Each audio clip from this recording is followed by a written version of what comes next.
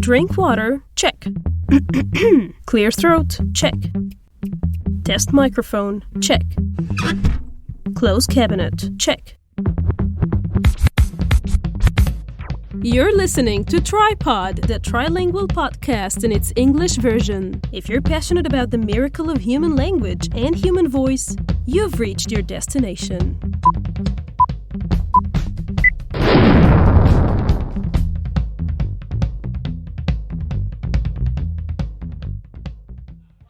Are you an Egyptian colloquial Arabic learner, a modern standard Arabic learner, a classical Arabic learner, an Arabic learner anyways, any other language learner? You've reached a new world. Well, a new language is a new world. Welcome to Walk Like an Egyptian. Rather, talk like an Egyptian.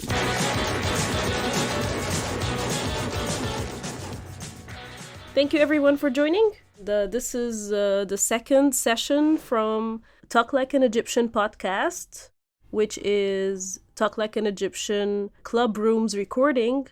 This is the second time, so we will be discussing and continuing chapter 1, which is Keda, from the book Talk Like an Egyptian. Last time we gave a very brief introduction to learning Arabic in general.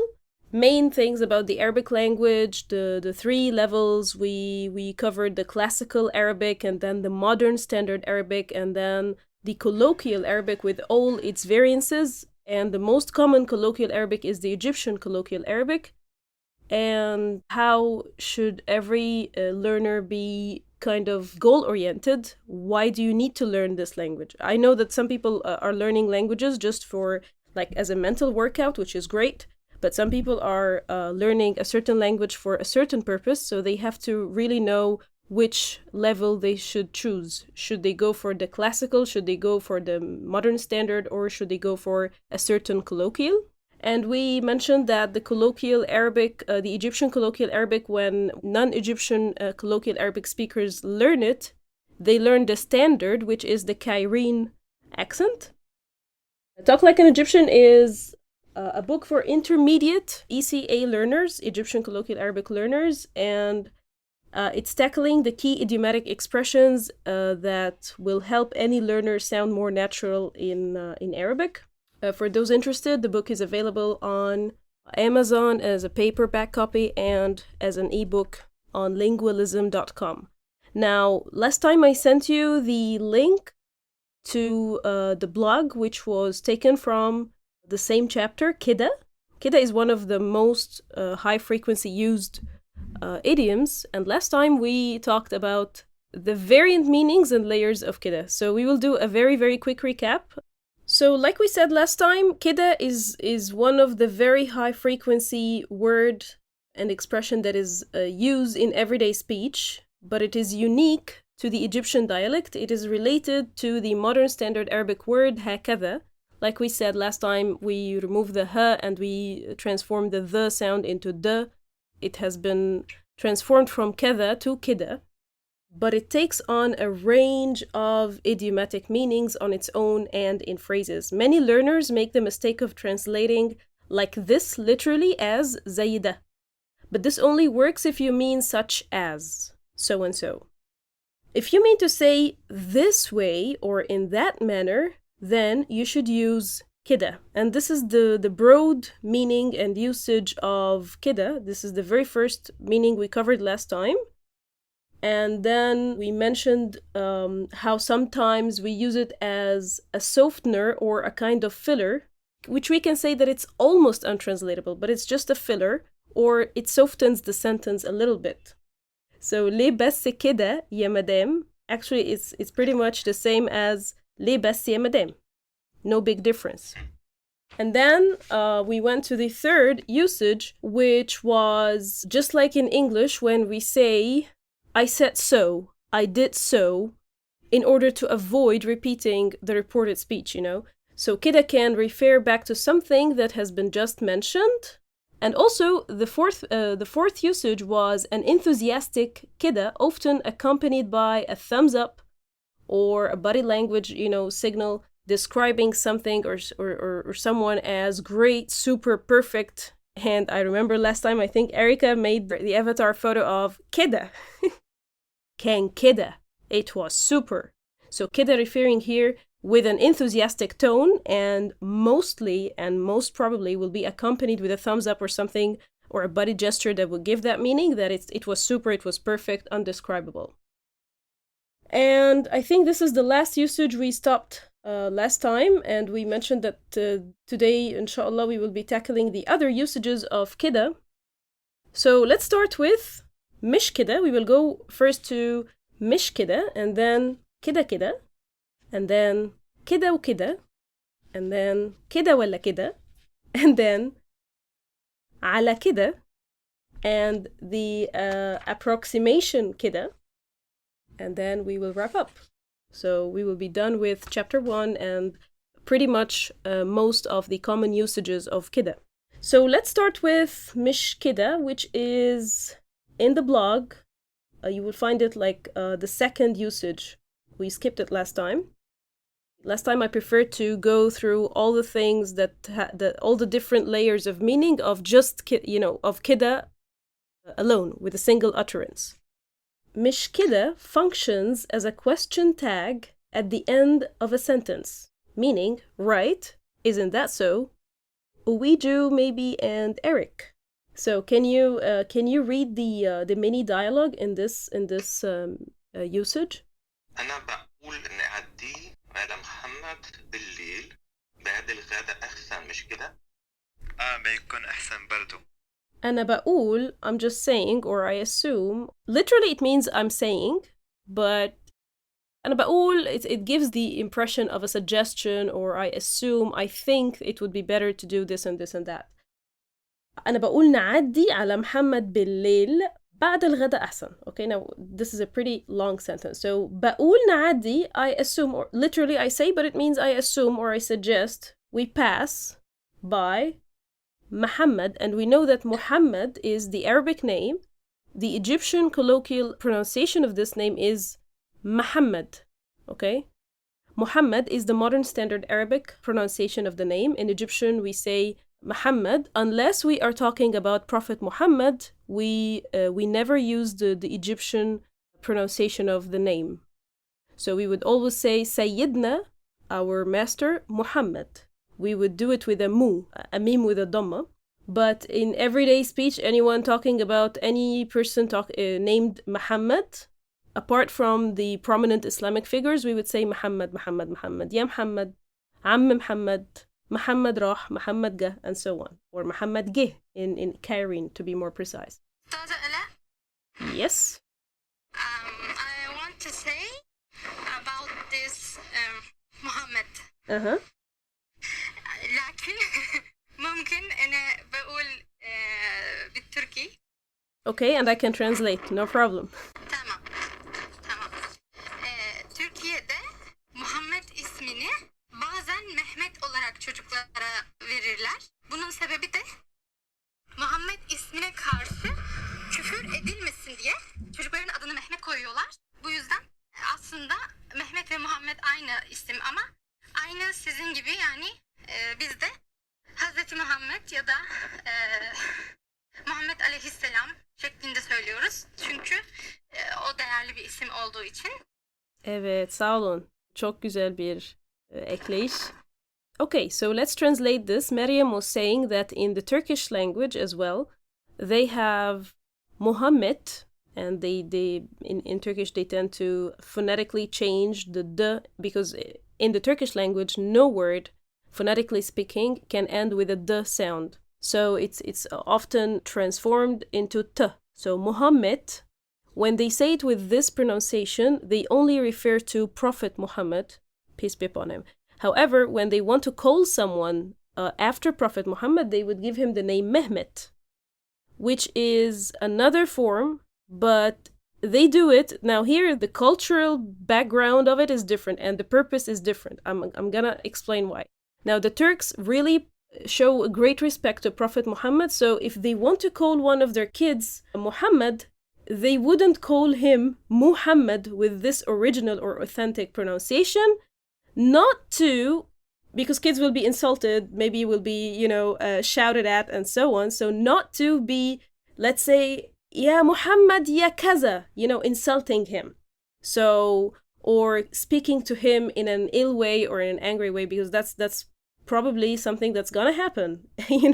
You will definitely say something negative about someone called Muhammad or Muhammad in that sense. So to avoid linking any negative or ill speech to the sacred name of Muhammad, they avoid this by calling their kids Mehmet, which is like, I'm calling him after Prophet Muhammad, but with a different version of the name to avoid this linkage, if that makes sense to you. Now, the thing is, with Egyptian Arabic, it's different. In proper Arabic, it has always been Muhammad, the modern standard Arabic, Fusha. Muhammad, Muhammad, Muhammad. And people kept on calling this name. The Turks really have their own touch of showing respect to religious figures, and this is something I've learned firsthand. They always, like this. This is a very great example of respecting Prophet Muhammad. Now, guess what? Most Arabs and everyone else, pretty much every Muslim, would love to call their kid Muhammad after Prophet Muhammad. But they would never even think about that possibility that, oh, but I might be shouting at my son named Muhammad. So they go really the extra mile. The Turks really go the extra mile in showing respect to Prophet Muhammad by adding this, and this is something very special to the Turkish language and the Turkish culture. Now here, what I'm explaining is that in the Fusha, in the modern standard Arabic, the proper pronunciation of it is Muhammad. But since we tend to soften and make any pronunciation much easier, in the Egyptian colloquial Arabic, we've transformed it into Muhammad. Just like Hussein has become Hussein, and so many other names like this. Tariq has become Tariq. We say Tariq, and so on. When we speak about Prophet Muhammad, it's kind of doesn't sound natural to the ear to say Sayyidina Muhammad. No, Muhammad is for everyone. We say to anyone called Muhammad, but when we talk about Prophet Muhammad, we tend to use the proper pronunciation of the name, which is something that we do subconsciously, by the way. Unlike the Turks, they consciously and intentionally call their kids with a different version of the name to avoid any negative or ill speech linked to the original and authentic pronunciation of Muhammad, which is really interesting. Thanks for this comment. I noticed that there are also other versions of Muhammad, and also a sentence in your book with Mahmud. Is this another version, or is a completely different name? It's a completely different name, but it's because Prophet Muhammad's name means the praised one. Muhammad comes from hamd, when you praise someone and thank them. However, we have Ahmad, which is the past adjective form of the same name. And we have Mahmud, and we have Hamid, and we have Hamad. We have so many derivatives. The same root. Yes. By the way, Muhammad, we know that Prophet Muhammad has other names. So he has been called Ahmad, he has been called Mahmud, Mustafa. Mustafa means the chosen one or the purified one, and so on. So he has other names, but his original name that he was known for, the other names we can say like another name that they are known for, but their original name is X, but they have another name. This is even common in the Arab culture. For example, and in even historical and Islamic prominent figures, you would say Ibn Taymiyyah, for example. That's a great scholar. You would say Ibn al-Qayyim, the son of so-and-so. That's the name that he, that's his title, or how can I say that? Laqab. Oh my God.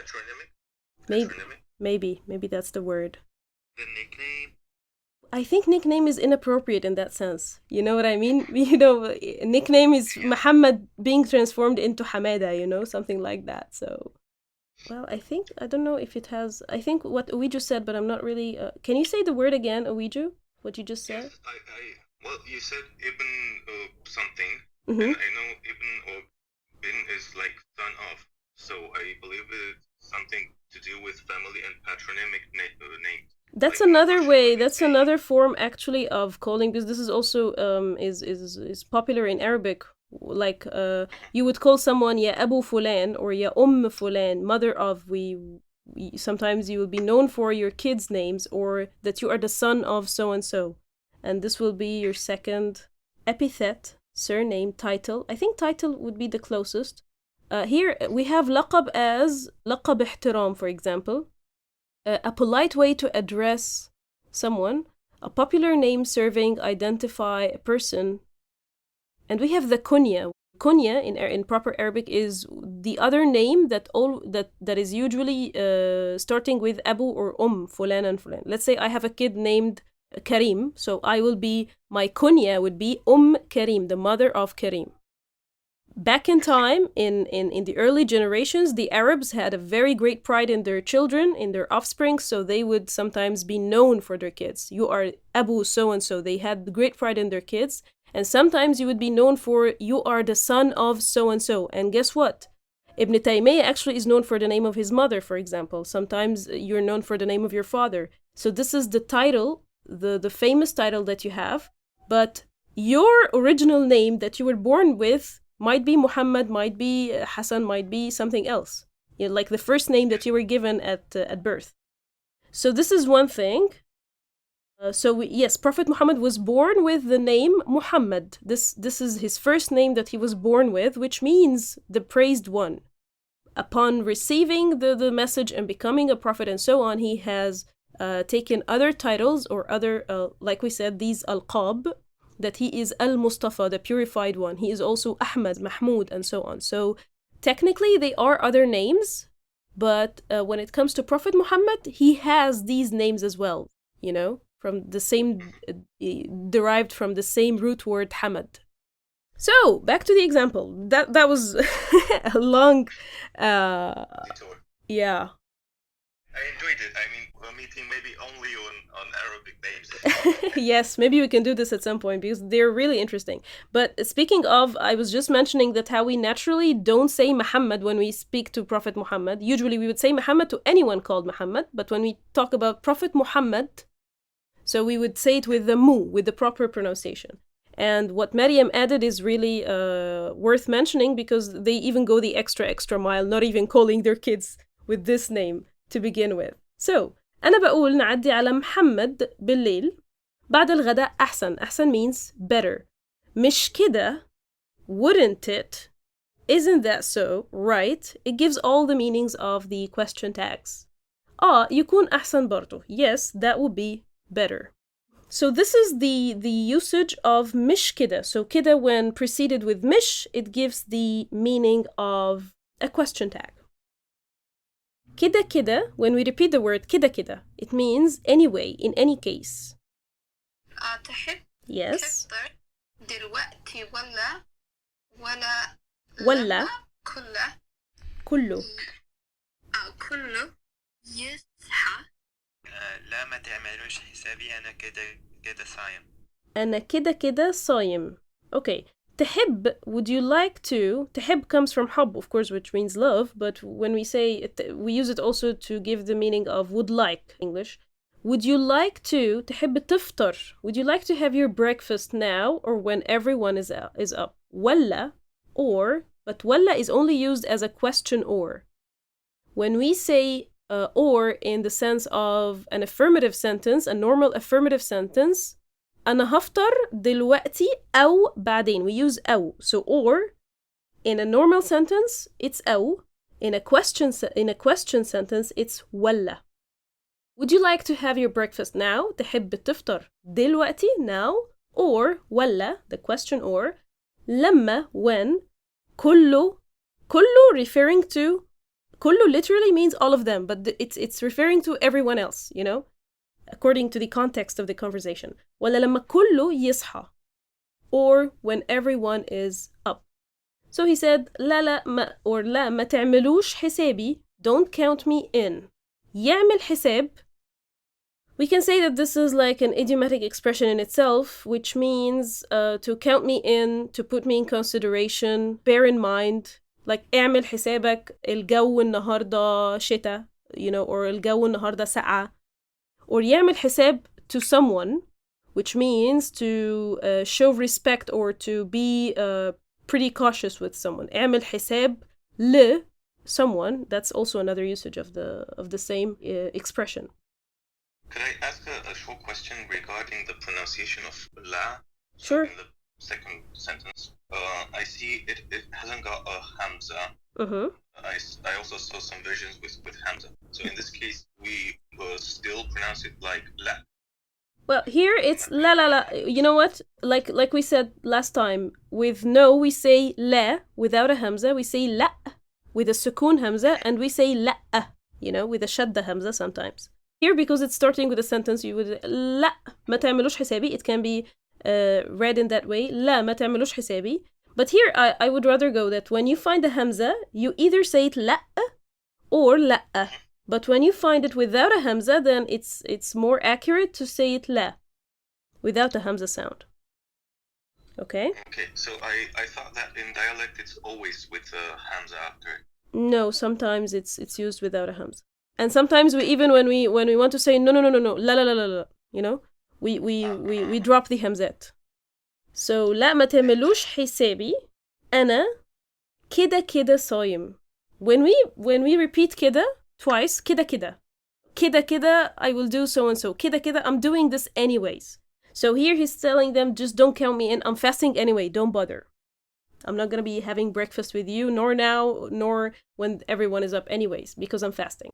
So, لا ما تعملوش حسابي أنا كده كده صايم. The next expression coming from كده also is كده وكده, which has a very interesting meaning.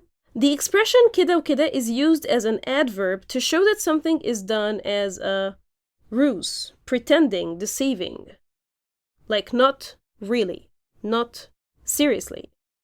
We can have Eric and Uiju this time. أنا لو رديت عليه هيقعد يرغي ساعتين أعمل إيه؟ هيقعد.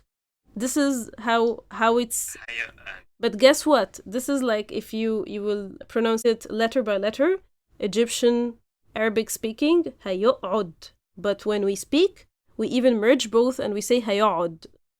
Because with a afterwards it's a bit hard, so we just merge them both and say هيقعد or هيقعد. We just like with a shadda, as if it's a ain with a shadda. هيقعد يرغي or هيقعد يرغي. هيقعد. Okay, go ahead. Okay, Rachel, go ahead. رد علي وشوف لو عايز حاجة مهمة. ولو حبيت تقفل شاور لي ارن جراس الباب كده وكده. Okay. Now لو حبيت تقفل, here it says تقفل, like to wrap it up, تقفل means to close. تقفل, it gives the meaning of you just, end the conversation quickly. You just want to wrap it up and it describes the conversation, not the call itself, the call duration, يقفل, it means to hang up. When we say يقفل, hang up. Here, it's giving the impression that you want to تقفل, like you want to wrap it up and, end this conversation. But you can't just find a way out. Now, here's what it says. أنا لو رديت عليه, if I pick up, like answer his call, he'll talk for 2 hours. But we say ساعتين, we don't mean it literally, like 2 hours. Oh my God, if I pick up, he'll just keep talking and talking and talking for like 2 hours. Meaning, he'll just speak for hours and I won't be able to get away. أعمل إيه دلوقتي? What should I do now? So, به is suggesting رد عليه. Okay, answer, pick up. وشوف, see, if he needs something important. لو عايز حاجة مهمة. Maybe he needs something important and he's not going to be talking for hours. And ولو حبيت, if you want or if you would like, تقفل, if you want to wrap it up and just, I'll make a camouflage so that you can run away from this call. كده وكده. لو حبيت تقفل, شاور لي. If you want to end the call, just give me a signal. شاور لي means point to me or give me a signal, something like that. وأرن جرس الباب كده وكده. I will just go and ring the doorbell as if someone's coming, so this will be a good alibi to just end the call, would be a good excuse to end the call. Now, is the doorbell ringing in reality? No, it's كده وكده because she's faking it or he's faking it. Number B. Yeah, I have a quick question. Sure. So when you say when it goes like لو حبيت تقفل شاور لي, is that like literally like hanging up, but is that like the sign of trying to wrap it up? If that makes sense. Ouija was reading it and said at first تقفل. تقفل, it gives a neutral meaning of hang up. you know? But here in this sense, when she said تقفل, it's like, you know, if I'm working in an office and then my boss passes on, يلا قفلي الشغل, like wrap it up, come on, قفل, like it gives the meaning of wrap it up. Let's just end this work, end this day, you know, to wrap up. So here he or she, number B, is telling him, if you would like to wrap it up, to end the conversation quickly. It gives this meaning of, you know, wrap it up versus end, a neutral end versus wrap it up. You know, you just want to get it done quickly and, you know, wrap it up and just leave, you know. Or here in this context, it would be wrap it up and just wrap up the conversation with him to be able to end the call literally.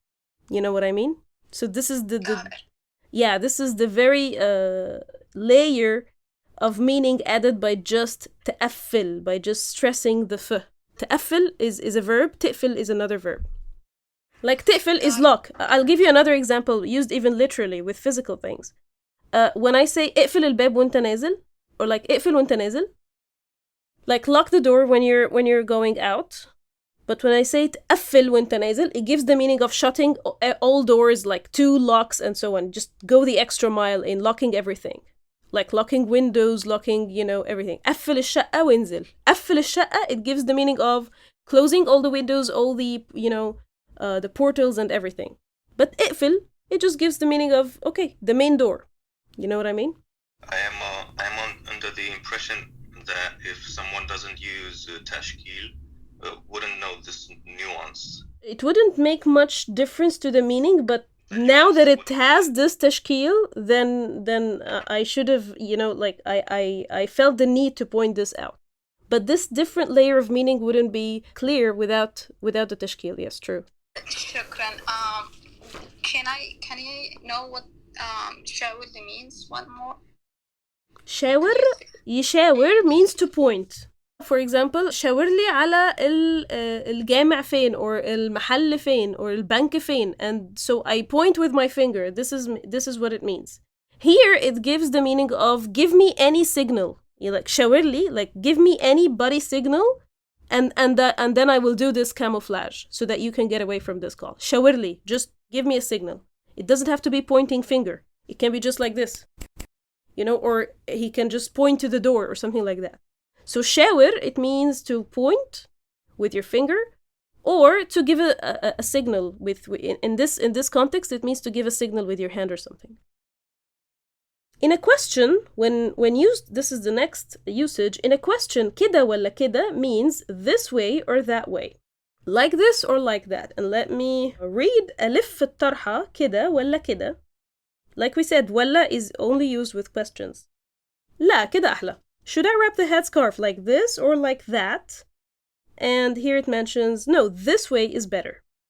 But in a statement, so in a question, it gives this meaning, like this or like that. But in a statement, in a normal sentence, كده ولا كده means either ways. It's fine. It doesn't make much of a difference. Now, you might feel like it's close to كده كده, but كده كده means anyway, in any case. But when I say كده ولا كده in a statement, it means either ways, it's the same. Here in this example, we have تفتكري أعزي سليمان. Again, this is another example of how we transform the proper diacritics of a name. Actually, the name is Sulaiman in proper Arabic, in Fusha Arabic, but in Egyptian we say Siliman. تفتكري أعزي سليمان بمكالمة ولا زيارة أحسن? Do you think I should express my condolences to Solomon بمكالمة, with a phone call, ولا زيارة أحسن, or a visit would be better? كده ولا كده ملهاش لازمة, الوفاة عدى عليها كتير. كده ولا كده, either way, there's no need to, ملهاش لازمة. It's been a while, الوفاة عدى عليها كتير, the death event, عدى عليها كتير, a lot of time, like a long time has passed since the death. So it has been a while since the death. بلاش تقلب عليه المواجع. And this is another idiomatic expression that we use. ما تقلبش المواجع. Don't just bring all the pain up, you know, like don't just stress on the pain. There's no use of doing this now. It's been a month ago, so don't just awaken his mourning or something like that. This is pretty much all about كده ولا كده. In a question, it means like this or like that as a real question, or in a statement, it means either way. Next is على كده, which means in that case or if so. الخميس الجاي 6 October. I don't know how if the pronunciation is correct. الخميس, we don't say الخميس. الخميس is the more proper like modern standard pronunciation. In Egyptian we say الخميس الجاي or الجاي, both are correct, but here it's written as الجاي 6 October. Next Thursday is the 6th of October, which is a national holiday in Egypt, commemorating the victory of the Egyptian army against the Israeli army in 1973 and regaining back the Sinai Peninsula. الخميس الجاي 6 أكتوبر. Can I say it one more time? Sure. Can I try again? Sure. Go ahead. الخميس الجاي 6 أكتوبر. Yes, correct. We do, go ahead. بجد؟ وعلى كده ممكن بطلع يومين نغير الجو في أي حتة. نطلع يومين نغير. نغير. Okay. نغير, it would give a totally different meaning. نغير means to be jealous. يغير, to be jealous of. But here نغير, from changing. نغير جو, it means like, we say like, I want to go somewhere, أغير جو. Literally it means to change the atmosphere, change the ambience. I just want to go like for a vacation or something, for a holiday. So here it's just number 1, الخميس الجاي, next Thursday, is the 6th of October, which is an official holiday. Really? In that case, since the weekend in Egypt is on Friday and Saturdays, in that case, we can go away somewhere, like have a short holiday. Thursday, do a merge. Thursday, Friday, Saturday, that's a long weekend that we can travel somewhere and have a holiday, We can go away somewhere over the long weekend for a couple of days for a change of pace, as in English. Okie dokie. So, بجد على كده, in that case. على كده, in that case. If so, then we can do so and so and so. The next usage is the exclamations بقى كده, or with this tone, exactly with this one, بقى كده, or هي بقت كده. It gives, oh, is that the way it is? Okie dokie, something like this. Now it's usually used in a joking manner. بقول لك ايه, you know what? Hey, you, انت خلاص ما بقاش ليك لازمة. You're a lost cause. ما بقاش ليك لازمة. You are of no use anymore. أنا هخرج أنا وسامح بس. I'll go hang out just with سامح ونسيبك بقى لوحدك. And leave you to yourself. نسيبك, we will leave you, بقى here, untranslatable, filler, لوحدك. ونسيبك بقى لوحدك. ونسيبك لوحدك. Pretty much the same. ونسيبك لوحدك by yourself. Because it's like, this is a friendly conversation with a joking tone between friends. You know what? Oh, I've just had enough with you, man. I'm not going out with you anymore. I'm just going with Sameh because you're a lost cause. بقى كده. So that's the way it is. ماشي.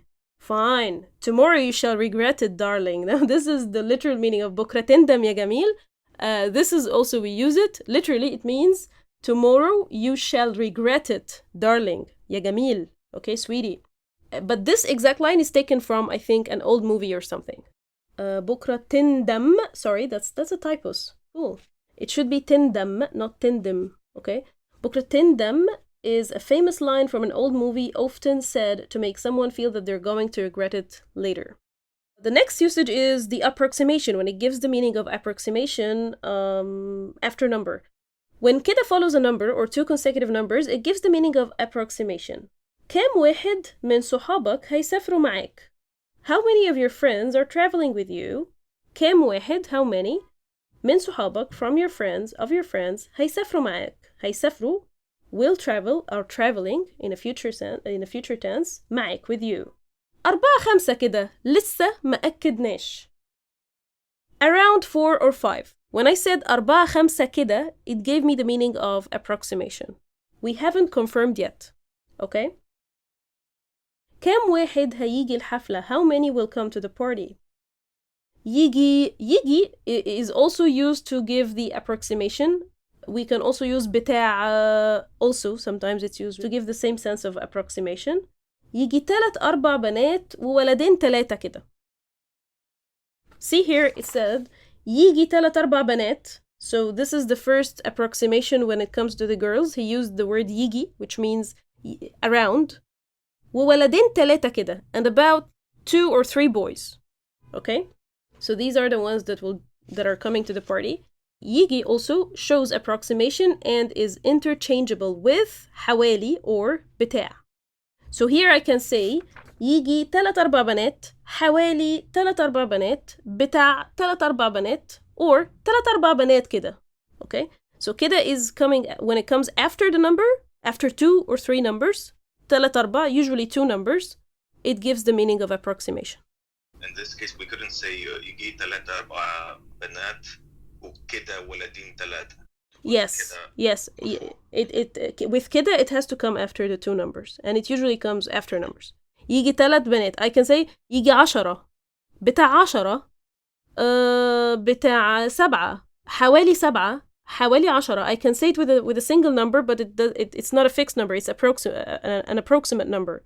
But when I use كده, يعني 10 كده. I can say it this way. Around 10. It follows the number. It doesn't come before the number. But يجي or بتاع or حوالي, it has to come before the number. So this is a good example. This is a good line to give all the possible scenarios for approximation. The last mini dialogue, which is also under the approximation, however, with hours. Who would like to read? And to wrap it up, نقفل. أنا وسيجار نتقابل بكرة كم؟ على 7 كده. Okay, نتقابل, to meet, بكرة, tomorrow, كم, when. Here it means كم as in when, not كم as in how many. When shall we meet tomorrow? على 7 كده. Now you can see that على it can be omitted. 7 كده. But it would make more sense to add another layer of approximation around 7. So على before hours also shows approximation. That's speaking of approximation. So this is pretty much all about كده. Let's go one more time, wrapping up, yes, نقفل. And by recapping all the different usages of كده, like we said, we have the general meaning, the single كده. Let's start with the single كده. We have the general meaning, which means this way or in that manner. هي الشجرة بتترسم كده. أيوة, كده, مظبوط. And we have the Mishkida that we have covered today, which gives the meaning of a question tag at the end of a sentence. Right? Isn't that so? Isn't it? Wouldn't it? You know, in English, a question tag has many forms. But Mishkida, that's just, as in the Turkish Maryam would relate, değilmi. It's just that simple, added at the end of any sentence. And then kida as a filler or a softener. And then we have the enthusiastic kida, which means super, and often said with this tone, la kan kida, you know, with such an enthusiastic tone, and mostly accompanied with a thumbs up or a body signal giving the same sense. And then we have the kida kida. Kida kida meaning anyways. Kida kida, so and so and so. In any case, in any way, I'm not doing this anyways. And it can be placed anywhere in the sentence. Kida kida nasaim, أنا صايم كده كده. Both are correct. And then we have kida وكده, which gives the meaning of a camouflage or pretending. أنا هعمل نفسي نايمة كده وكده. You know, I will act as if I'm sleeping, but كده وكده. Like in the conversation in the dialogue we have discussed, أرن جرس الباب كده وكده. I'll pretend that the doorbell is ringing. And then we have كده ولا كده. In a question, it means this way or that way. ألف الطرحة كده ولا كده. أمشي كده ولا كده, and so on. But in a statement, it means either ways. Like in the mini dialogue of the condolences. كده ولا كده ملهاش لازمة. It's of no use. Either way, it's of no use. And then we have على كده, so and so and so. And it gives the meaning of in that case or if so. الخميس الجاي 6 أكتوبر. Next Thursday is the 6th of October. بجد على كده, if that's the case, in that case, if so, then we can have a long weekend and so on. And then we have the exclamation بقى كده or هي بقت كده, which is mostly used in a joking manner. It can be used in a serious manner. بقى كده, تمام. Also in a fight. Let's say partners are like in a tense tone. Let's say partners are in a meeting and we're no longer sharing these details with you anymore. You better be a silent partner, for example. بقى كده, okay, I'm taking out my money. I'm taking out my shares. Something like that in that sense. Is that the case? Fine. Just wait for it. It gives this tone as well, this feeling as well. So it can be used jokingly or it can be used seriously, and it gives this meaning. And then we have the approximation كده following the number, one number or two consecutive numbers as mentioned. 4 5 كده 5 كده. And speaking of approximation, we have also covered يجي بتاع حوالي على with hours, all preceding the number and giving approximation. Of course, we have come across other idiomatic expressions. This is pretty much everything about كده. I'm suggesting that next Saturday we can go with بتاع, or how about معلش or بتاع? Who goes with معلش? I go with معلش. Go with معلش. And who would like next Saturday to be on بتاع? I'm going with معلش. Okay, so that's معلش. Then معلش, we will be discovering the different usages and layers of معلش. So go ahead and practice some Egyptian Arabic, and see you next Saturday, inshallah, same time. Thank you so much, Ala. Thank you so much, Ala. It's my pleasure. Thank you for listening to Tripod, the Trilingual Podcast in its English version. You don't have to like, share, or repost, and we don't have to ask you for this. Just do what you feel like you want to do. Looking forward to having you back.